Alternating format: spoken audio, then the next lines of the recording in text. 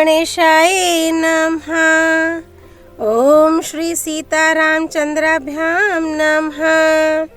श्रीमद् वाल्मीकि रामायण किष्किंधा कांड। भगवान राम की सुग्रीव से मैत्री। सर्ग 1 से 4। सर्ग 1। पंपा सरोवर के दर्शन से श्री राम की व्याकुलता, श्री राम का लक्ष्मण से पंपा की शोभा तथा वहाँ की उद्दीपन सामग्री का वर्णन करना, लक्ष्मण का श्री राम को समझाना तथा दोनों भाइयों को ऋषि मुख की ओर आते देख सुग्रीव तथा अन्य वानरों का भयभीत होना। कमल, उत्पल तथा मत्स्यों से भरी हुई उस पंपा नामक पुष्करिणी के पास पहुंचकर सीता की सुद्धि आ जाने के कारण श्री राम की इंद्रियां शोक से व्याकुल हो उठी। वे विलाप करने लगे। उस समय सुमित्रा कुमार लक्ष्मण उनके साथ थे। वहां पंपा पर दृष्टि पड़ते ही कमल पुष्पों में सीता के नेत्रमुख आदि का किंचित सादृश्य पाकर हर्षोल्लास से श्री राम की सारी इंद्रियां चंचल हो उठी। उनके मन में सीता के दर्शन की प्रबल इच्छा जाग उठी। उस इच्छा के अधीन से होकर वे सुमित्रा कुमार लक्ष्मण से इस प्रकार बोले। सुमित्रा नंदन, ये पंपा कैसी शोभा पा रही है। इसका जल वैदुर्य मणि के समान स्वच्छ एवं श्याम है। इसमें बहुत से पद्म और उत्पल खिले हुए हैं। तट पर उत्पन्न हुए नाना प्रकार के वृक्षों से इसकी शोभा और भी बढ़ गई है। सुमित्रा कुमार, देखो तो सही, पंपा के किनारे का वन कितना सुंदर दिखाई दे रहा है। यहाँ के ऊंचे ऊंचे वृक्ष अपनी फैली हुई शाखाओं के कारण अनेक शिखरों से युक्त पर्वतों के समान सुशोभित होते हैं। परंतु मैं इस समय भरत के दुख और सीता हरण की चिंता के शोक से संतप्त हो रहा हूँ। मानसिक वेदनाएं मुझे बहुत कष्ट पहुँचा रही हैं। यद्यपि मैं शोक से पीड़ित हूँ, तो भी मुझे यह पंपा बड़ी सुहावनी लग रही है। इसके निकटवर्ती वन बड़े विचित्र दिखाई देते हैं। ये नाना प्रकार के फूलों से व्याप्त है। इसका जल बहुत शीतल है और यह बहुत सुखदायिनी प्रतीत होती है। कमलों से यह सारी पुष्करिणी ढकी हुई है, इसलिए बड़ी सुंदर दिखाई देती है। इसके आसपास सर्प तथा हिंसक जंतु विचर रहे हैं। मृग आदि पशु और पक्षी भी सब ओर छा रहे हैं। नई नई घासों से ढका हुआ यह स्थान अपनी नीली पीली आभा के कारण अधिक शोभा पा रहा है। यहाँ वृक्षों के नाना प्रकार के पुष्प सब और बिखरे हुए हैं। इससे जान पड़ता है मानो यहाँ बहुत से गलीचे बिछा दिए गए हों। चारों ओर वृक्षों के अग्रभाग फूलों के भार से लदे होने के कारण समृद्धिशाली प्रतीत होते हैं। ऊपर से खिली हुई लताएं उनमें सब ओर से लिपटी हुई हैं। सुमित्रा नंदन, इस समय मंद मंद सुखदायिनी हवा चल रही है, जिससे कामना का उद्दीपन हो रहा है। सीता को देखने की इच्छा प्रबल हो उठी है। यह चैत्र का महीना है। वृक्षों में फूल और फल लग गए हैं और सब और मनोहर सुगंध छा रही है। लक्ष्मण, फूलों से सुशोभित होने वाले इन वनों के रूप तो देखो। ये उसी तरह फूलों की वर्षा कर रहे हैं जैसे मेघ जल की वृष्टि करते हैं। वन के ये विविध वृक्ष वायु के वेग से झूम झूम कर रमणीय शिलाओं पर फूल बरसा रहे हैं और यहाँ की भूमि को ढक देते हैं। सुमित्रा कुमार, उधर तो देखो, जो वृक्षों से झड़ रहे हैं तथा जो अभी डालियों में ही लगे हुए हैं, उन सभी फूलों के साथ सब और वायु खेल सा कर रही है। फूलों से भरी हुई वृक्षों की विभिन्न शाखाओं को झकझोरती हुई वायु जब आगे को बढ़ती है, तब अपने अपने स्थान से विचलित हुए भ्रमर मानो उसका यशोगान करते हुए उसके पीछे पीछे चलने लगते हैं। पर्वत की कंदरा से विशेष ध्वनि के साथ निकली हुई वायु मानो उस स्वर से गीत गा रही है। मतवाले कोकिलों के कलनाद वाद्य का काम देते हैं और उन वाद्यों की ध्वनि के साथ वह वायु इन झूमते हुए वृक्षों को मानो नृत्य की शिक्षा सी दे रही है। वायु के वेग पूर्वक हिलाने से जिनकी शाखाओं के अग्रभाग सब ओर से परस्पर सट गए हैं, वे वृक्ष एक दूसरे से गुंथे हुए की भांति जान पड़ते हैं। मल्ले चंदन का स्पर्श करके बहने वाली यह शीतल वायु शरीर से छू जाने पर कितनी सुखद जान पड़ती है। यह थकावट दूर करती हुई बह रही है और सर्वत्र पवित्र सुगंध फैला रही है। मधुर मकरंद और सुगंध से भरे हुए इन वनों में गुनगुनाते हुए भ्रमरों के व्याज से ये वायु द्वारा हिलाए गए वृक्ष मानो नृत्य के साथ गान कर रहे हैं। अपने रमणीय पृष्ठ भागों पर उत्पन्न फूलों से संपन्न तथा मन को लुभाने वाले विशाल वृक्षों से सटे हुए शिखर वाले पर्वत अद्भुत शोभा पा रहे हैं, जिनकी शाखाओं के अग्रभाग फूलों से ढके हैं जो वायु के झोंके से हिल रहे हैं तथा भ्रमरों को पगड़ी के रूप में सिर पर धारण किए हुए हैं। वे वृक्ष ऐसे जान पड़ते हैं मानो इन्होंने नाचना गाना आरंभ कर दिया है। देखो, सब और सुंदर फूलों से भरे हुए ये कनेर सोने के आभूषणों से विभूषित पीताम्बरधारी मनुष्यों के समान शोभा पा रहे हैं। सुमित्रा नंदन नाना प्रकार के विहंगमों के कलरवों से गूंजता हुआ ये वसंत का समय सीता से बिछड़े हुए मेरे लिए शोक को बढ़ाने वाला हो गया है। वियोग के शोक से तो मैं पीड़ित हूँ ही, यह कामदेव सीता विषयक अनुराग मुझे और भी संताप दे रहा है। कोकिल बड़े हर्ष के साथ कलनाद करता हुआ मानो मुझे ललकार रहा है। लक्ष्मण वन के रमणीय झरने के निकट बड़े हर्ष के साथ बोलता हुआ यह जल कुक्कुट सीता से मिलने की इच्छा वाले मुझ राम को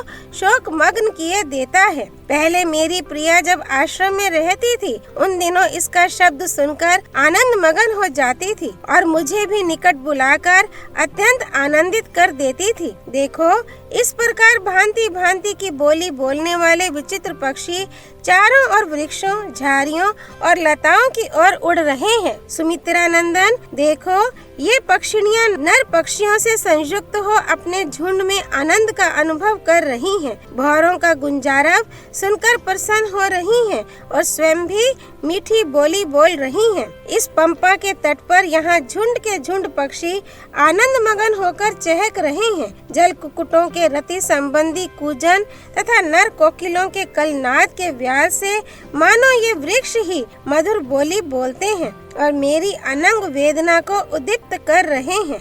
जान पड़ता है ये वसंत रूपी आग मुझे जलाकर भस्म कर देगी। अशोक पुष्प के लाल लाल गुच्छे ही इस अग्नि के अंगार हैं, नूतन पल्लव ही इसकी लाल लाल लपटें हैं तथा भ्रमरों का गुंजारव ही इस जलती आग का चट चट शब्द है। सुमित्रा नंदन, यदि मैं सूक्ष्म बरौनियों और सुंदर केशों वाली मधुर भाषिणी सीता को ना देख सका तो मुझे इस जीवन से कोई प्रयोजन नहीं है।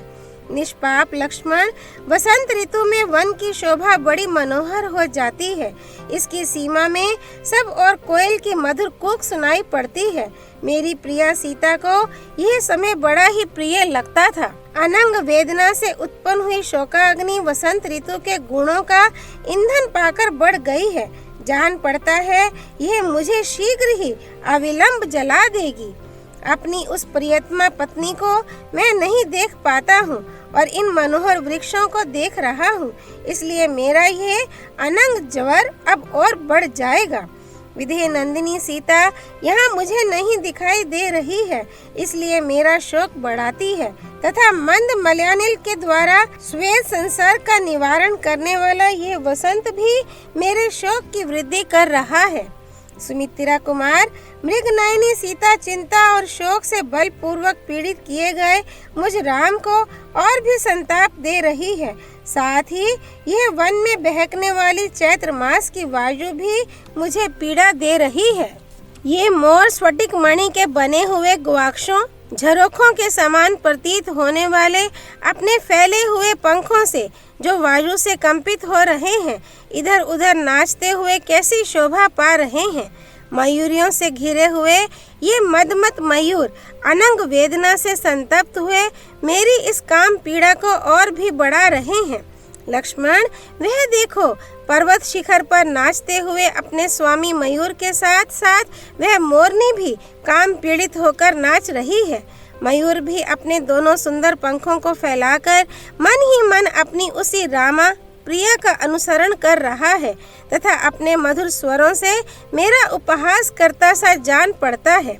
निश्चय ही वन में किसी राक्षस ने मोर की प्रिया का अपहरण नहीं किया है, इसीलिए यह रमणीय वनों में अपनी वल्लभा के साथ नृत्य कर रहा है।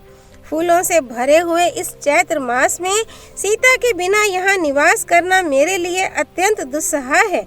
लक्ष्मण, देखो तो सही, तिर्यक योनि में पड़े हुए प्राणियों में भी परस्पर कितना अधिक अनुराग है।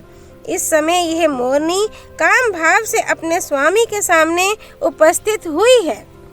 यदि विशाल नेत्रों वाली सीता का अपहरण न हुआ होता तो वह भी इसी प्रकार बड़े प्रेम से वेग पूर्वक मेरे पास आती। लक्ष्मण, इस वसंत ऋतु में फूलों के भार से संपन्न हुए इन वनों के ये सारे फूल मेरे लिए निष्फल हो रहे हैं। प्रिया सीता के यहाँ न होने से इनका मेरे लिए कोई प्रयोजन नहीं रह गया है। अत्यंत शोभा से मनोहर प्रतीत होने वाले ये वृक्षों के फूल भी निष्फल होकर भ्रमर समूहों के साथ ही पृथ्वी पर गिर जाते हैं। हर्ष में भरे हुए ये झुंड के झुंड पक्षी एक दूसरे को बुलाते हुए से इच्छानुसार कलरव कर रहे हैं और मेरे मन में प्रेमानुमाद उत्पन्न किए देते हैं। जहाँ मेरी प्रिया सीता निवास करती है वहाँ भी यदि इसी तरह वसंत छा रहा हो तो उसकी क्या दशा होगी। निश्चय ही वहाँ प्राधीन हुई सीता मेरी ही तरह शोक कर रही होगी। अवश्य ही जहाँ सीता है उस एकांत स्थान में वसंत का प्रवेश नहीं है, तो भी मेरे बिना वह कजरारे नेत्रों वाली कमल नयनी सीता कैसे जीवित रह सकेगी। अथवा संभव है जहाँ मेरी प्रिया है वहाँ भी इसी तरह वसंत छा रहा हो, परंतु उसे तो शत्रुओं की डांट फटकार सुननी पड़ती होगी। अतः वह बेचारी सुंदरी सीता क्या कर सकेगी, जिसकी अभी नई नई अवस्था है और प्रफुल्ल कमल दल के समान मनोहर नेत्र हैं। वह मीठी बोली बोलने वाली मेरी प्राण वल्लभा जानकी निश्चय ही इस वसंत ऋतु को पाकर अपने प्राण त्याग देगी। मेरे हृदय में यह विचार दृढ़ होता जा रहा है कि साध्वी सीता मुझसे अलग होकर अधिक काल तक जीवित नहीं रह सकती। वास्तव में विदेह कुमारी का हार्दिक अनुराग मुझ में और मेरा संपूर्ण प्रेम सर्वथा विदेह नंदिनी सीता में ही प्रतिष्ठित है। फूलों की सुगंध लेकर बहने वाली यह शीतल वायु जिसका स्पर्श बहुत ही सुखद है, प्राण वल्लभा सीता की याद आने पर मुझे आग की भांति तपाने लगती है। पहले जानकी के साथ रहने पर जो मुझे सदा सुखद जान पड़ती थी, वही वायु आज सीता के विरह में मेरे लिए शोकजनक हो गई है। जब सीता मेरे साथ थी उन दिनों जो पक्षी कौवा आकाश में जाकर काम काम करता था वह उसके भावी वियोग को सूचित करने वाला था। अब सीता के वियोग काल में वह कौवा वृक्ष पर बैठकर बड़े हर्ष के साथ अपनी बोली बोल रहा है। इससे सूचित हो रहा है कि सीता का संयोग शीघ्र ही सुलभ होगा। यदि वह पक्षी है जो आकाश में स्थित होकर बोलने पर वैदेही के अपहरण का सूचक हुआ, किंतु आज ये जैसी बोली बोल रहा है उससे जान पड़ता है कि यह मुझे विशाल लोचना सीता के समीप ले जाएगा। लक्ष्मण, देखो, जिनकी ऊपरी डालियां फूलों से लदी हैं, वन में उन वृक्षों पर कलरव करने वाले पक्षियों का यह मधुर शब्द विरही जनों के मदनोन्माद को बढ़ाने वाला है। वायु के द्वारा हिलाई जाती हुई उस तिलक वृक्ष की मंजरी पर भ्रमर सहसा जा बैठा है, मानो कोई प्रेमी काम मद से कंपित हुई प्रेयसी से मिल रहा हो। यह अशोक प्रिया विरही कामी पुरुषों के लिए अत्यंत शोक बढ़ाने वाला है। यह वायु के झोंके से कंपित हुए पुष्प गुच्छों द्वारा मुझे डांट बताता हुआ सा खड़ा है। लक्ष्मण, यह मंजरियों से सुशोभित होने वाले आम के वृक्ष श्रृंगार विलास से मदमत हृदय होकर चंदन आदि अंगराग धारण करने वाले मनुष्यों के समान दिखाई देते हैं। नरश्रेष्ठ सुमित्रा कुमार, देखो, पंपा की विचित्र वन श्रेणियों में इधर उधर किन्नर विचर रहे हैं। लक्ष्मण, देखो, पंपा के जल में सब ओर खिले हुए ये सुगंधित कमल प्रातः काल के सूर्य की भांति प्रकाशित हो रहे हैं। पंपा का जल बड़ा ही स्वच्छ है। इसमें लाल कमल और नील कमल खिले हुए हैं। हंस और कारंडव आदि पक्षी सब ओर फैले हुए हैं तथा सौगंधिक कमल इसकी शोभा बढ़ा रहे हैं। जल में प्रातः काल के सूर्य की भांति प्रकाशित होने वाले कमलों के द्वारा सब ओर से घिरी हुई पंपा बड़ी शोभा पा रही है। उन कमलों के केसरों को भ्रमरों ने चूस लिया है। इसमें चक्रवाक सदा निवास करते हैं। यहाँ के वनों में विचित्र विचित्र स्थान है तथा पानी पीने के लिए आए हुए हाथियों और मृगों के समूहों से इस पंपा की शोभा और भी बढ़ जाती है। लक्ष्मण, वायु के थपेड़े से जिनमें वेग पैदा होता है, उन लहरों से ताड़ित होने वाले कमल पंपा के निर्मल जल में बड़ी शोभा पाते हैं। प्रफुल्ल कमल दल के समान विशाल नेत्रों वाली विदेह राजकुमारी सीता को कमल सदा ही प्रिय रहे हैं। उसे ना देखने के कारण मुझे जीवित रहना अच्छा नहीं लगता है। अहो, काम कितना कुटिल है, जो अन्यत्र गई हुई एवं परम दुर्लभ होने पर भी कल्याण में वचन बोलने वाली उस कल्याण स्वरूपा सीता का बारंबार स्मरण दिला रहा है। यदि खिले हुए वृक्षों वाला ये वसंत मुझ पर पुनः प्रहार ना करे तो प्राप्त हुई काम वेदना को मैं किसी तरह मन में ही रोके रह सकता हूँ। सीता के साथ रहने पर जो जो वस्तुएं मुझे रमणीय प्रतीत होती थीं, वे ही आज उसके बिना असुंदर जान पड़ती हैं। लक्ष्मण, ये कमल कोशों के दल सीता के नेत्र कोशों के समान हैं, इसलिए मेरी आंखें इन्हें ही देखना चाहती हैं। कमल केसरों का स्पर्श करके दूसरे वृक्षों के बीच से निकली हुई यह सौरभ युक्त मनोहर वायु सीता के निश्वास की भांति चल रही है। सुमित्रा नंदन, वह देखो, पंपा के दक्षिण भाग में पर्वत शिखरों पर खिली हुई कनेर की डाल कितनी अधिक शोभा पा रही है। विभिन्न धातुओं से विभूषित हुआ यह पर्वतराज ऋष्यमुख वायु के वेग से लाई हुई विचित्र धूलि की सृष्टि कर रहा है। सुमित्रा कुमार, चारों ओर खिले हुए और सब ओर से रमणीय प्रतीत होने वाले पत्रहीन पलाश वृक्षों से उपलक्षित इस पर्वत के पृष्ठभाग आग में जलते हुए से जान पड़ते हैं। पंपा के तट पर उत्पन्न हुए ये वृक्ष इसी के जल से अभिषिक्त हो बड़े हैं और मधुर मकरंद एवं गंध से संपन्न हुए हैं। इनके नाम इस प्रकार हैं: मालती, मलिका, पद्म और करवीर। ये सब के सब फूलों से सुशोभित हैं। केतकी, केवड़े, सिंधुवार तथा वासंती लताएं भी सुंदर फूलों से भरी हुई हैं। गंध भरी माधवी लता तथा कुंद कुसुमों की झाड़ियां सब और शोभा पा रही हैं। चिरी बिल्व, चिलबिल, महुआ, बेंत, मौलसिरी, चंपा, तिलक और नाग केसर भी खिले दिखाई देते हैं। पर्वत के पृष्ठ भागों पर पद्मक और खिले हुए नील अशोक भी शोभा पाते हैं। वहीं सिंही के अयाल की भांति पिंगल वर्ण वाले लोद्र भी सुशोभित हो रहे हैं। अंकोल, कुरंट, चूर्णक, सेमल, पारिभद्रक, नीम या मदार, आम, पाटली, कोविदार, मुच्चुकुंद, नारंग और अर्जुन नामक वृक्ष भी पर्वत शिखरों पर फूलों से लदे दिखाई देते हैं। केतक, उदालक, लसोड़ा, शिरीष, शीशम, धब, सेमल, प्लाश, लाल कुर्बक, तिनिश, नक्तमाल, चंदन, सेंदन, हिंताल, तिलक तथा नाग केसर के पेड़ भी फूलों से भरे दिखाई देते हैं। सुमित्रा नंदन, जिनके अग्रभाग फूलों से भरे हुए हैं, उन लता वलरियों से लिपटे हुए पंपा के इन मनोहर और बहुसंख्यक वृक्षों को तो देखो। वे सब के सब यहाँ फूलों के भार से लदे हुए हैं। हवा के झोंके खाकर जिनकी डालें हिल रही हैं, वे ये वृक्ष झुककर इतने निकट आ जाते हैं कि हाथ से इनकी डालियों का स्पर्श किया जा सके। सलोनी लताएं मद सुंदरियों की भांति इनका अनुसरण करती हैं। एक वृक्ष से दूसरे वृक्ष पर, एक पर्वत से दूसरे पर्वत पर तथा एक वन से दूसरे वन में जाती हुई वायु अनेक रसों के आस्वादन से आनंदित सी होकर बह रही है। कुछ वृक्ष प्रचुर पुष्पों से भरे हुए हैं और मधु एवं सुगंध से संपन्न हैं। कुछ मुकुलों से आवेष्टित हो श्याम वर्ण से प्रतीत हो रहे हैं। वह भ्रमर राग से रंगा हुआ है और यह मधुर है, यह स्वादिष्ट है तथा यह अधिक खिला हुआ है, इत्यादि बातें सोचता हुआ फूलों में ही लीन हो रहा है। पुष्पों में छिपकर फिर ऊपर को उड़ जाता है और सहसा अन्यत्र चल देता है। इस प्रकार मधु का लोभी भ्रमर पंपा तीरवर्ती वृक्षों पर विचर रहा है। स्वयं झड़कर गिरे हुए पुष्प समूहों से आच्छादित हुई यह भूमि ऐसी सुखदायिनी हो गई है मानो इस पर शयन करने के लिए मुलायम बिछौने बिछा दिए गए हों। सुमित्रा नंदन पर्वत के शिखरों पर जो नाना प्रकार की विशाल शिलाएं हैं, उन पर झड़े हुए भांति भांति के फूलों ने इन्हें लाल पीले रंग की शैया के समान बना दिया है। सुमित्रा कुमार, बसंत ऋतु में वृक्षों के फूलों का यह वैभव तो देखो। इस चैत्र मास में ये वृक्ष मानो परस्पर होड़ लगाकर फूले हुए हैं।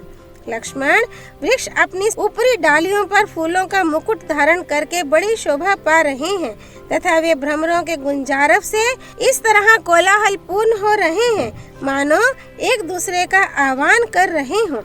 यह कारंडव पक्षी पंपा के स्वच्छ जल में प्रवेश करके अपनी प्रियतमा के साथ रमण करता हुआ काम का उद्दीपन सा कर रहा है। मंदाकिनी के समान प्रतीत होने वाली इस पंपा का जब ऐसा मनोरम रूप है, तब संसार में उसके जो मनोरम गुण विख्यात हैं, वे उचित ही हैं।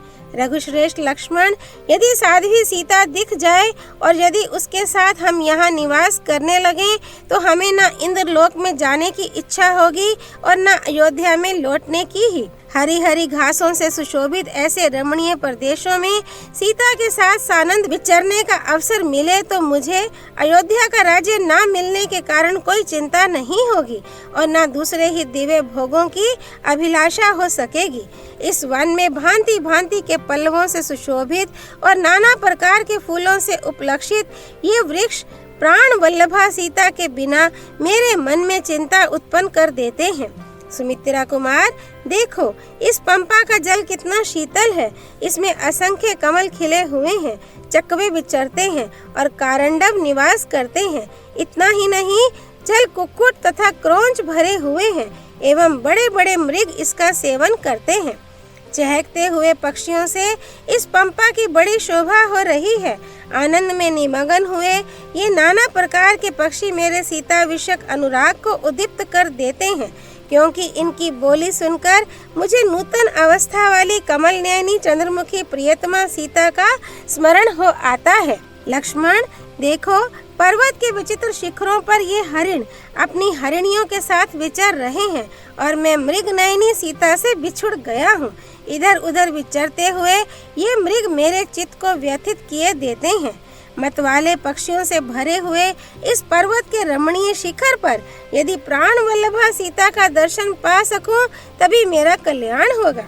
सुमित्रा नंदन, यदि सुमध्यमा सीता मेरे साथ रहकर इस पंपा सरोवर के तट पर सुखद समीर का सेवन कर सके तो मैं निश्चय ही जीवित रह सकता हूँ। लक्ष्मण, जो लोग अपनी प्रियतमा के साथ रहकर पद्म और सौगंधिक कमलों की सुगंध लेकर बहने वाली शीतल मंद एवं शोक नाशन पंपा वन की वायु का सेवन करते हैं, वे धन्य हैं।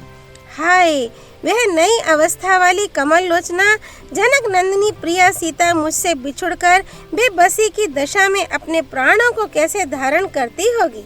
लक्ष्मण, धर्म के जानने वाले सत्यवादी राजा जनक जब जन समुदाय में बैठकर मुझसे सीता का कुशल समाचार पूछेंगे, उस समय मैं उन्हें क्या उत्तर दूंगा। हाय, पिता के द्वारा वन में भेजे जाने पर जो धर्म का आश्रय ले मेरे पीछे पीछे यहाँ चली आई, वह मेरी प्रिया इस समय कहाँ है। लक्ष्मण, जिसने राज्य से वंचित और हताश हो जाने पर भी मेरा साथ नहीं छोड़ा, मेरा ही अनुसरण किया, उसके बिना अत्यंत दीन होकर मैं कैसे जीवन धारण करूँगा। जो कमल दल के समान सुंदर, मनोहर एवं प्रशंसनीय नेत्रों से सुशोभित है, जिससे मीठी मीठी सुगंध निकलती रहती थी, जो निर्मल तथा चेचक आदि के चिन्ह से रहित है, जनक किशोरी के उस दर्शनीय मुख को देखे बिना मेरी सुध बुध खोई जा रही है। लक्ष्मण, वैदेही के द्वारा कभी हंसकर और कभी मुस्कुराकर कही हुई वे मधुर, हितकर एवं लाभदायक बातें, जिनकी कहीं तुलना नहीं है, मुझे अब कब सुनने को मिलेंगी। 16 वर्ष किसी अवस्था वाली साध्वी सीता यद्यपि वन में आकर कष्ट उठा रही थी, तथापि जब मुझे अनंग वेदना या मानसिक कष्ट से पीड़ित देखती, तब मानो उसका अपना सारा दुख नष्ट हो गया हो। इस प्रकार प्रसन्न सी होकर मेरी पीड़ा दूर करने के लिए अच्छी अच्छी बातें करने लगती थी। राजकुमार, अयोध्या में चलने पर जब मनस्विनी माता कौशल्या पूछेंगी कि मेरी बहुरानी कहाँ है, तो मैं उन्हें क्या उत्तर दूंगा? लक्ष्मण, तुम जाओ, भ्रातृ वत्सल भरत से मिलो। मैं तो जनक नंदिनी सीता के बिना जीवित नहीं रह सकता। इस प्रकार महात्मा श्री राम को अनाथ की भांति विलाप करते देख भाई लक्ष्मण ने युक्ति युक्त एवं निर्दोष वाणी में कहा, पुरुषोत्तम श्री राम, आपका भला हो, आप अपने को संभालिए, शोक ना कीजिए। आप जैसे पुण्यात्मा पुरुषों की बुद्धि उत्साह शून्य नहीं होती। स्वजनों के अवश्यम भावी वियोग का दुख सभी को सहना पड़ता है। इस बात को स्मरण करके अपने प्रिय जनों के प्रति अधिक स्नेह आसक्ति को त्याग दीजिए, क्योंकि जल आदि से भीगी हुई बत्ती भी अधिक स्नेह तेल में डुबो दी जाने पर जलने लगती है। तात रघुनंदन, यदि रावण पाताल में या उससे भी अधिक दूर चला जाए तो भी वह अब किसी तरह जीवित नहीं रह सकता। पहले उस पापी राक्षस का पता लगाइए, फिर या तो वह सीता को वापस करेगा या अपने प्राणों से हाथ धो बैठेगा।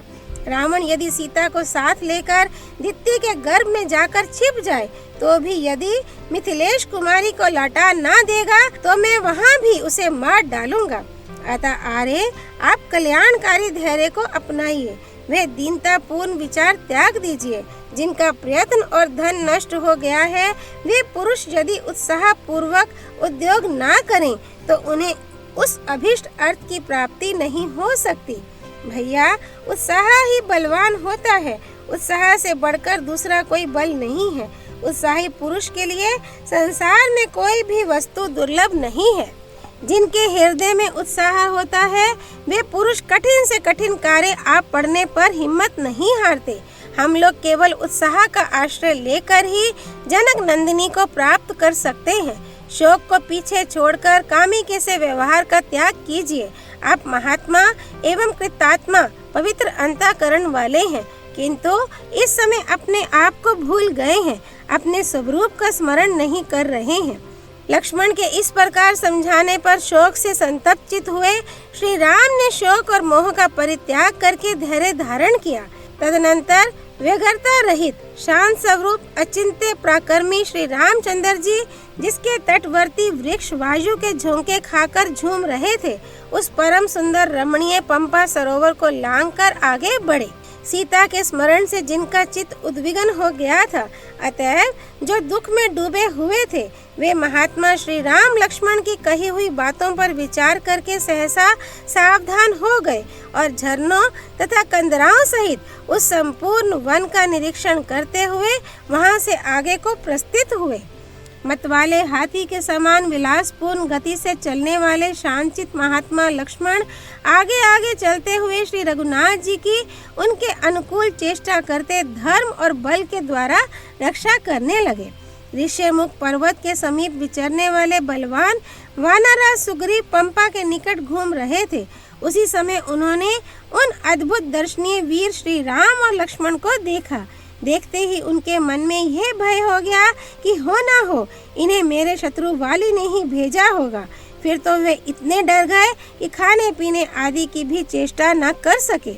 हाथी के समान मंद गति से चलने वाले महामना वानरराज सुग्रीव जो वहां विचर रहे थे, उस समय एक साथ आगे बढ़ते हुए उन दोनों भाइयों को देखकर चिंतित हो उठे। भय के भारी भार से उनका उत्साह नष्ट हो गया। वे महान दुख में पड़ गए। मतंग मुनि का वह आश्रम परम पवित्र एवं सुखदायक था। मुनि के शाप से उसमें वाली का प्रवेश होना कठिन था, इसलिए वह दूसरे वानरों का आश्रय बना हुआ था। उस आश्रम या वन के भीतर सदा ही अनेकानेक शाखा मृग निवास करते थे। उस दिन उन महातेजस्वी श्री राम और लक्ष्मण को देखकर दूसरे वानर भी भयभीत हो आश्रम के भीतर चले गए। श्री वाल्मीकि निर्मित आश्रमायण आदि काव्य के किष्किंधा कांड में पहला सर्ग पूरा हुआ। सर्ग 2। सुग्रीव तथा वानरों की आशंका, हनुमान जी द्वारा उसका निवारण तथा सुग्रीव का हनुमान जी को श्री राम लक्ष्मण के पास उनका भेद लेने के लिए भेजना। महात्मा श्री राम और लक्ष्मण दोनों भाइयों को श्रेष्ठ आयुध धारण किए वीर वेश में आते देख ऋष्यमुख पर्वत पर बैठे हुए सुग्रीव के मन में बड़ी शंका हुई। वे उद्विग्नचित होकर चारों दिशाओं की ओर देखने लगे। उस समय वानर शिरोमणि सुग्रीव किसी एक स्थान पर स्थिर न रह सके। महाबली श्री राम और लक्ष्मण को देखते हुए सुग्रीव अपने मन को स्थिर न रख सके। उस समय अत्यंत भयभीत हुए उन वानर राज का चित्त बहुत दुखी हो गया। सुग्रीव धर्मात्मा थे, उन्हें राज धर्म का ज्ञान था। उन्होंने मंत्रियों के साथ विचार कर अपनी दुर्बलता और शत्रु पक्ष की प्रबलता का निश्चय किया। तत्पश्चात वे समस्त वानरों के साथ अत्यंत उद्विग्न हो उठे। वानर राज सुग्रीव के हृदय में बड़ा उद्वेग हो गया था। वे श्री राम और लक्ष्मण की ओर देखते हुए अपने मंत्रियों से इस प्रकार बोले, निश्चय ही ये दोनों वीर वाली के भेजे हुए ही इस दुर्गम वन में विचरते हुए यहाँ आए हैं। इन्होंने छल से चीर वस्त्र धारण कर लिए हैं, जिससे हम इन्हें पहचान ना सकें। उधर सुग्रीव के सहायक दूसरे वानरों ने जब उन महाधनुर्धर श्री राम और लक्ष्मण को देखा, तब वे उस पर्वत तट से भागकर दूसरे उत्तम शिखर पर जा पहुँचे। वे युद्धपति वानर शीघ्रता पूर्वक जाकर युद्धपतियों के सरदार वानर शिरोमणि सुग्रीव को चारों ओर से घेरकर उनके पास खड़े हो गए। इस तरह एक पर्वत से दूसरे पर्वत पर उछलते कूदते और अपने वेग से उन पर्वत शिखरों को प्रकंपित करते हुए वे समस्त महाबली वानर एक मार्ग पर आ गए। उन सब ने उछल कूदकर उस समय वहां दुर्गम स्थानों में स्थित हुए पुष्प शोभित बहुसंख्यक वृक्षों को तोड़ डाला था। उस बेला में चारों ओर से उस महान पर्वत पर उछलकर आते हुए वहां रहने वाले मृगों, बिलावों तथा व्याघ्रों को भयभीत करते हुए जा रहे थे। इस प्रकार सुग्रीव के सभी सचिव पर्वतराज ऋष्यमुख पर आ पहुँचे और एकाग्रचित हो उन वानर राज से मिलकर उनके सामने हाथ जोड़कर खड़े हो गए। तदनंतर वाली से बुराई की आशंका करके सुग्रीव को भयभीत देख बातचीत करने में कुशल हनुमान जी बोले, आप सब लोग वाली के कारण होने वाली इस भारी घबराहट को छोड़ दीजिए। ये मल्ले नामक श्रेष्ठ पर्वत है, यहाँ वाली से कोई भय नहीं है। वानर शिरोमणि, जिससे उद्विग्नचित होकर आप भागे हैं, उस क्रूर दिखाई देने वाले निर्दय वाली को मैं यहाँ नहीं देखता हूँ। स्वामी, आपको अपने जिस पापाचारी बड़े भाई से भय प्राप्त हुआ है, वह दुष्टात्मा वाली यहाँ नहीं आ सकता। अतः मुझे आपके भय का कोई कारण नहीं दिखाई देता। आश्चर्य है कि इस समय आपने अपनी वानरोचित चपलता को ही प्रकट किया है। वानर परवर, आपका चित्त चंचल है, इसलिए आप अपने को विचार मार्ग पर स्थिर नहीं रख पाते हैं। बुद्धि और विज्ञान से संपन्न होकर आप दूसरों की चेष्टाओं के द्वारा उनका मनोभाव समझें और उसी के अनुसार सभी आवश्यक कार्य करें, क्योंकि जो राजा बुद्धि बल का आश्रय नहीं लेता, वह संपूर्ण प्रजा पर शासन नहीं कर सकता। हनुमान जी के मुख से निकले हुए इन सभी श्रेष्ठ वचनों को सुनकर सुग्रीव ने उनसे बहुत ही उत्तम बात कही। इन दोनों वीरों की भुजाएं लंबी और नेत्र बड़े बड़े हैं। ये धनुष, बाण और तलवार धारण किए देव कुमारों के समान शोभा पा रहे हैं। इन दोनों को देखकर किसके मन में भय का संचार ना होगा। मेरे मन में संदेह है कि ये दोनों श्रेष्ठ पुरुष वाली के ही भेजे हुए हैं, क्योंकि राजाओं के बहुत से मित्र होते हैं, अतः उन पर विश्वास करना उचित नहीं है। प्राणी मात्र को छद्म वेश में विचरने वाले शत्रुओं को विशेष रूप से पहचानने की चेष्टा करनी चाहिए, क्योंकि वे दूसरों पर अपना विश्वास जमा लेते हैं, परंतु स्वयं किसी का विश्वास नहीं करते और अवसर पाते ही उन विश्वासी पुरुषों पर ही प्रहार कर बैठते हैं। वाली इन सब कार्यों में बड़ा कुशल है। राजा लोग बहुदर्शी होते हैं, वंचना के अनेक उपाय जानते हैं, इसीलिए शत्रुओं का विध्वंस कर डालते हैं।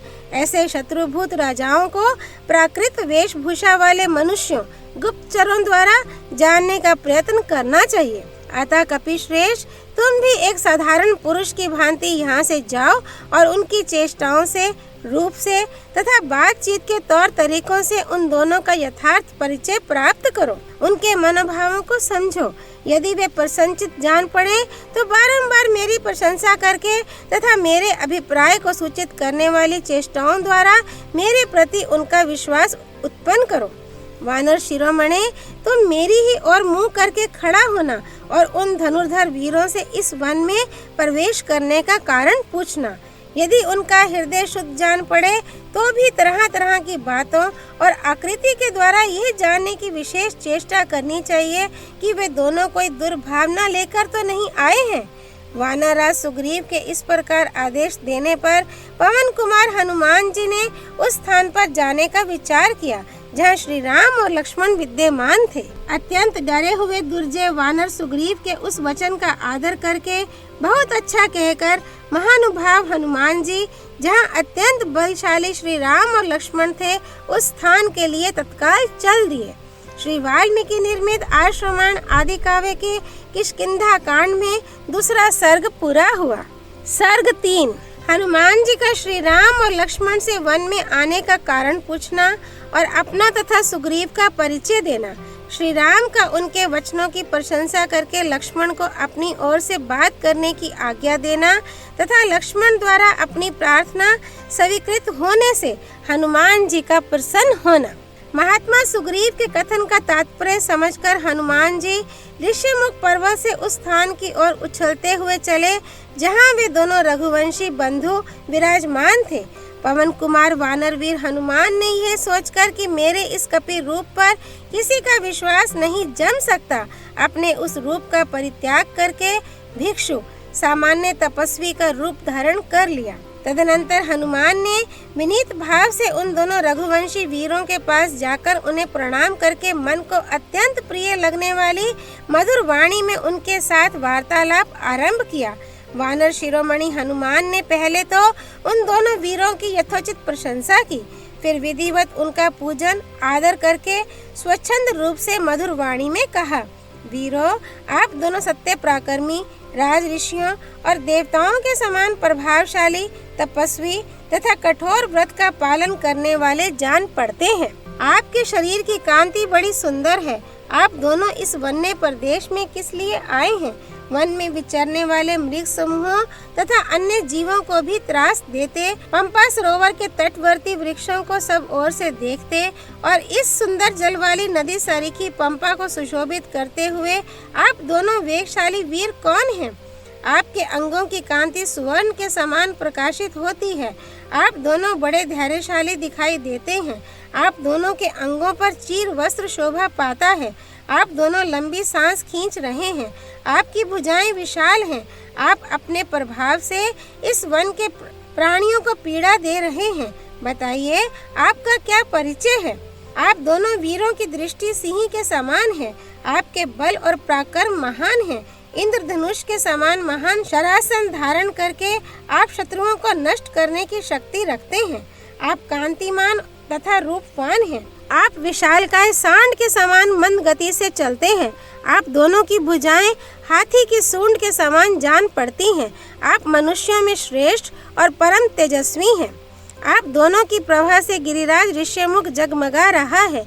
आप लोग देवताओं के समान पराक्रमी और राज्य भोगने के योग्य हैं।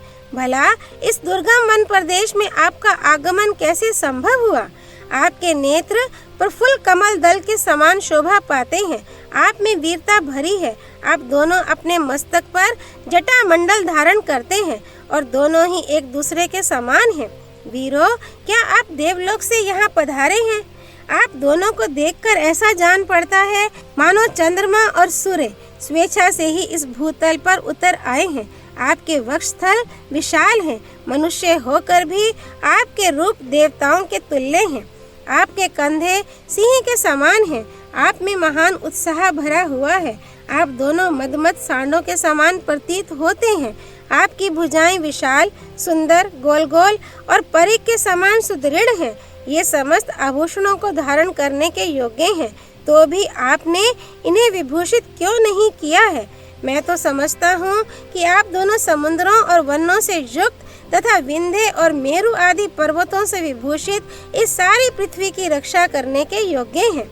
आपके ये दोनों धनुष विचित्र, चिकने तथा अद्भुत अनुलेपन से चित्रित हैं। इन्हें सुवर्ण से विभूषित किया गया है, अतः ये इंद्र के वज्र के समान प्रकाशित हो रहे हैं। प्राणों का अंत कर देने वाले सर्पों के समान भयंकर तथा प्रकाशमान तीखे बाणों से भरे हुए आप दोनों के तुनीर बड़े सुंदर दिखाई देते हैं। आपके ये दोनों खड्ग बहुत बड़े और विस्तृत हैं। इन्हें पक्के सोने से विभूषित किया गया है। ये दोनों केंचुल छोड़कर निकले हुए सर्पों के समान शोभा पाते हैं। वीरों, इस तरह मैं बारंबार आपका परिचय पूछ रहा हूँ, आप लोग मुझे उत्तर क्यों नहीं दे रहे हैं? यहाँ सुग्रीव नामक एक श्रेष्ठ वानर रहते हैं जो बड़े धर्मात्मा और वीर हैं। उनके भाई वाली ने उन्हें घर से निकाल दिया है, इसलिए वे अत्यंत दुखी होकर सारे जगत में मारे मारे फिरते हैं। उन्हीं वानर शिरोमणियों के राजा महात्मा सुग्रीव के भेजने से मैं यहाँ आया हूँ। मेरा नाम हनुमान है, मैं भी वानर जाति का ही हूँ। धर्मात्मा सुग्रीव आप दोनों से मित्रता करना चाहते हैं। मुझे आप लोग उन्हीं का मंत्री समझें। मैं वायु देवता का वानर जातीय पुत्र हूँ। मेरी जहाँ इच्छा हो जा सकता हूँ और जैसा चाहूँ रूप धारण कर सकता हूँ। इस समय सुग्रीव का प्रिय करने के लिए भिक्षु के रूप में अपने को छिपाकर मैं ऋष्यमुख पर्वत से यहाँ पर आया हूँ। उन दोनों भाई वीरवर श्री राम और लक्ष्मण से ऐसा कहकर बातचीत करने में कुशल तथा बात का मर्म समझने में निपुण हनुमान चुप हो गए, फिर कुछ ना बोले। उनकी यह बात सुनकर श्री रामचंद्र जी का मुख प्रसन्नता से खिल उठा। वे अपने बगल में खड़े हुए छोटे भाई लक्ष्मण से इस प्रकार कहने लगे, सुमित्रा नंदन, ये महामनस्वी वानरराज सुग्रीव के सचिव हैं और उन्हीं के हित की इच्छा से यहाँ मेरे पास आए हैं। लक्ष्मण, इन शत्रु दमन सुग्रीव सचिव कपिवर हनुमान से जो बात के मर्म को समझने वाले हैं, तुम स्नेह पूर्वक मीठी वाणी में बातचीत करो। जिसे ऋग्वेद की शिक्षा नहीं मिली, जिसने यजुर्वेद का अभ्यास नहीं किया तथा जो सामवेद का विद्वान नहीं है, वह इस प्रकार सुंदर भाषा में वार्तालाप नहीं कर सकता। निश्चय ही इन्होंने समूचे व्याकरण का कई बार स्वाध्याय किया है, क्योंकि बहुत सी बातें बोल जाने पर भी इनके मुंह से कोई अशुद्धि नहीं निकली। संभाषण के समय इनके मुख, नेत्र, ललाट, भौं तथा अन्य सब अंगों से भी कोई दोष प्रकट हुआ हो, ऐसा कहीं ज्ञात नहीं हुआ। इन्होंने थोड़े में ही बड़ी स्पष्टता के साथ अपना अभिप्राय निवेदन किया है। उसे समझने में कहीं कोई संदेह नहीं हुआ है। रुक रुक कर अथवा शब्दों या अक्षरों को तोड़ मरोड़ कर किसी ऐसे वाक्य का उच्चारण नहीं किया है जो सुनने में कर्ण कटु हो। इनकी वाणी हृदय में मध्यमा रूप से स्थित है और कंठ से बैखरी रूप में प्रकट होती है, अतः बोलते समय इनकी आवाज ना बहुत धीमी रही है ना बहुत ऊंची, मध्यम स्वर में ही इन्होंने सब बातें कही हैं। ये संस्कार और क्रम से संपन्न, अद्भुत, अविलंबित तथा हृदय को आनंद प्रदान करने वाली कल्याणमयी वाणी का उच्चारण करते हैं। हृदय, कंठ और मूर्धा इन तीनों स्थानों द्वारा स्पष्ट रूप से अभिव्यक्त होने वाली इनकी इस विचित्र वाणी को सुनकर किसका चित्त प्रसन्न ना होगा। वध करने के लिए तलवार उठाए हुए शत्रु का हृदय भी इस अद्भुत वाणी से बदल सकता है। निष्पाप लक्ष्मण, जिस राजा के पास इनके समान दूत ना हो, उसके कार्यों की सिद्धि कैसे हो सकती है?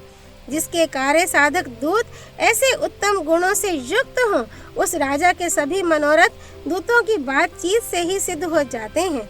श्री रामचंद्र जी के ऐसा कहने पर बातचीत की कला जानने वाले सुमित्रा नंदन लक्ष्मण, बात का मर्म समझने वाले पवन कुमार सुग्रीव सचिव कपिवर हनुमान से इस प्रकार बोले, विद्वान, महामना सुग्रीव के गुण हमें ज्ञात हो चुके हैं।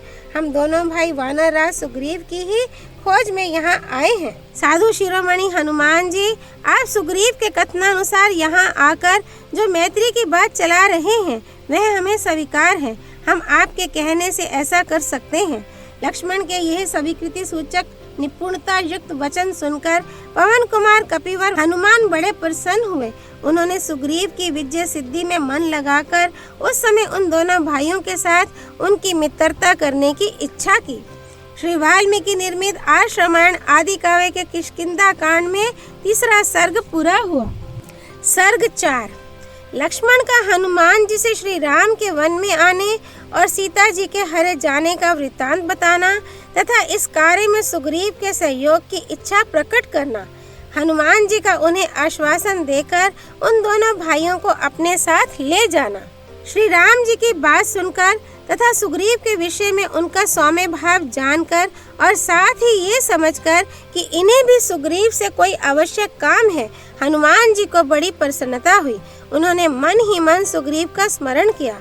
अब अवश्य ही महामना सुग्रीव को राज्य की प्राप्ति होने वाली है, क्योंकि ये महानुभाव किसी कार्य या प्रयोजन से यहाँ आए हैं और यह कार्य सुग्रीव के ही द्वारा सिद्ध होने वाला है। तत्पश्चात बातचीत में कुशल वानर श्रेष्ठ हनुमान जी अत्यंत हर्ष में भरकर श्री रामचंद्र जी से बोले, पंपा तटवर्ती कानन से सुशोभित ये वन भयंकर और दुर्गम है। इसमें नाना प्रकार के हिंसक जंतु निवास करते हैं। आप अपने छोटे भाई के साथ यहाँ किस लिए आए हैं?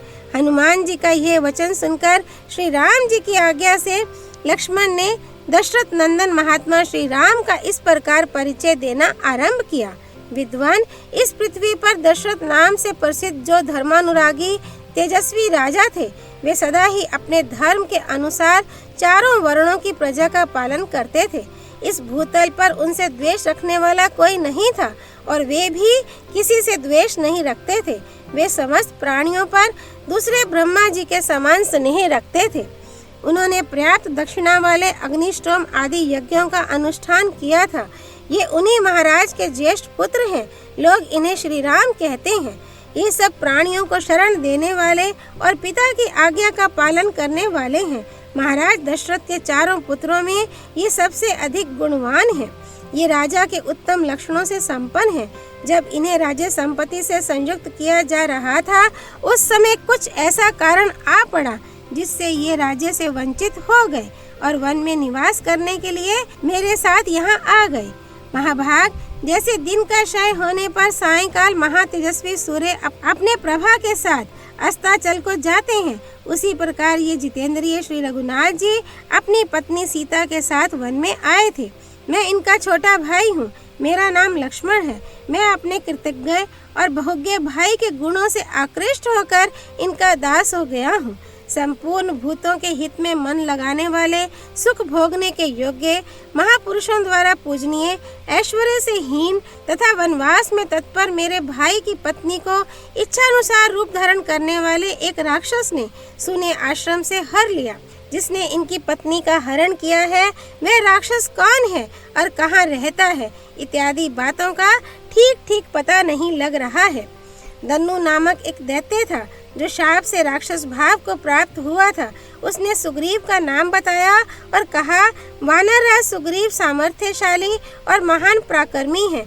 वे आपकी पत्नी का अपहरण करने वाले राक्षस का पता लगा देंगे। ऐसा कहकर तेज से प्रकाशित होता हुआ धनु स्वर्ग लोक में पहुंचने के लिए आकाश में उड़ गया। आपके प्रश्न के अनुसार मैंने सब बातें ठीक ठीक बता दी। मैं और श्री राम दोनों ही सुग्रीव की शरण में आए हैं। ये पहले बहुत से धन वैभव का दान करके परम उत्तम यश प्राप्त कर चुके हैं। जो पूर्व काल में संपूर्ण जगत के नाथ संरक्षक थे, वे आज सुग्रीव को अपना रक्षक बनाना चाहते हैं। सीता जिनकी पुत्र वधु है, जो शरणागत पालक और धन वत्सल रहे हैं, उन्हीं महाराज दशरथ के पुत्र शरणदाता श्री राम आज सुग्रीव की शरण में आए हैं।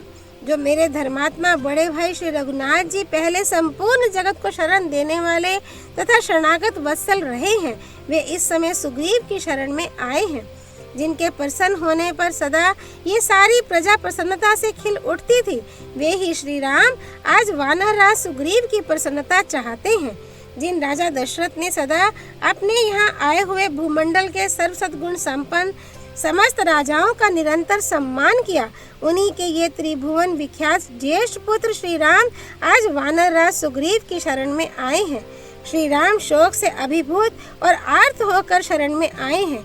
युद्धपतियों सहित सुग्रीव को इन पर कृपा करनी चाहिए। नेत्रों से आंसू बहाकर करुणाजनक स्वर में ऐसी बातें कहते हुए सुमित्रा कुमार लक्ष्मण से कुशल वक्ता हनुमान जी ने इस प्रकार कहा। राजकुमारों, वानर राज सुग्रीव को आप जैसे बुद्धिमान, क्रोध विजयी और जितेंद्रिय पुरुषों से मिलने की आवश्यकता थी। सौभाग्य की बात है कि आपने स्वयं ही दर्शन दे दिया। वे भी राजे से भ्रष्ट हैं। वाली के साथ उनकी शत्रुता हो गई है। उनकी स्त्री का भी वाली ने ही अपहरण कर लिया है तथा उस दुष्ट भाई ने उन्हें घर से निकाल दिया है। इसलिए वे अत्यंत भयभीत होकर वन में निवास करते हैं। सूर्य नंदन सुग्रीव, सीता का पता लगाने में हमारे साथ स्वयं रहकर आप दोनों की पूर्ण सहायता करेंगे। ऐसा कहकर हनुमान जी ने श्री रघुनाथ जी से स्निग्ध मधुर वाणी में कहा। अच्छा, अब हम लोग सुग्रीव के पास चले। उस समय धर्मात्मा लक्ष्मण ने उपरयुक्त बात कहने वाले हनुमान जी का यथोचित सम्मान किया और श्री रामचंद्र जी से कहा, भैया रघुनंदन, ये वानर श्रेष्ठ पवन कुमार हनुमान अत्यंत हर्ष से भरकर जैसी बात कह रहे हैं, उससे जान पड़ता है कि सुग्रीव को भी आपसे कुछ काम है। ऐसी दशा में आप अपना कार्य सिद्ध हुआ ही समझें। इनके मुख की कांति स्पष्टता प्रसन्न दिखाई देती है और ये हर्ष से उत्फुल्ल होकर बातचीत करते हैं। अतः मेरा विश्वास है कि पवन पुत्र वीर हनुमान जी झूठ नहीं बोलेंगे। तदनंतर परम बुद्धिमान पवन पुत्र हनुमान जी उन दोनों रघुवंशी वीरों को साथ ले सुग्रीव से मिलने के लिए चले। कपिवर हनुमान ने भिक्षुक रूप को त्याग कर वानर रूप धारण कर लिया। वे उन दोनों वीरों को पीठ पर बिठाकर वहां से चल दिए।